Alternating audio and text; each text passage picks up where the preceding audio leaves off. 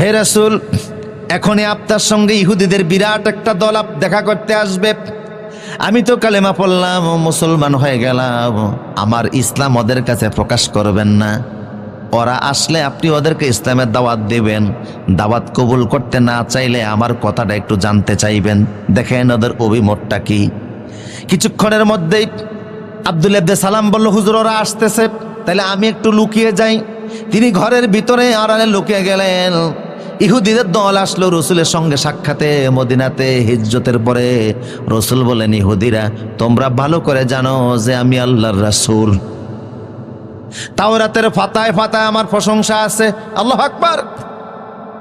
ইহুদিরা সব জানো, ইয়ারিফুনা কামা ইয়ারিফুনা আবনাহুম। ইহুদি খ্রিস্টানরা নিজেদের সন্তানদেরকে এরকম চিনত না।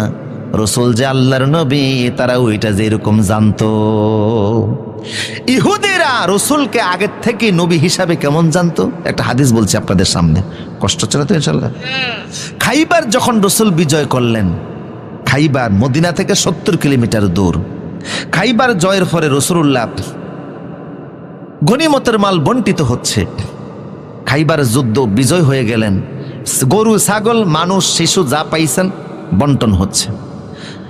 এর মধ্যে একজন নারী নাম ছিল হযরত সাফিয়া, আমাদের আম্মা জান রাসূলুল্লাহর স্ত্রী। উনি ইহুদিদের নেতা হুয়াই ইবনে আখতাবের কন্যা।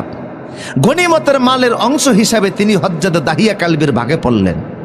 কিন্তু তিনি রাসূলুল্লাহর কাছে চিঠি পাঠালেন, হে রাসূল, প্রস্তাব পাঠালেন, আমি দাহিয়া কালবির ভাগে পড়েছি, অথচ আমি একজন নেতার মেয়ে, এই কমিউনিটির যিনি দায়িত্বশীল ছিলেন তার মেয়ে। আমি শুধু নেতার মেয়ে না, আমার বাবা ইহুদিদের নেতা, শুধু এইটার বংশধর, মুসা নবীর বড় ভাই হারুনের বংশধর আমি।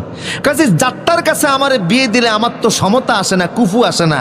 আর আপনার ইসলামে বিয়ের একটা সমতা আছে, আছে না নাই?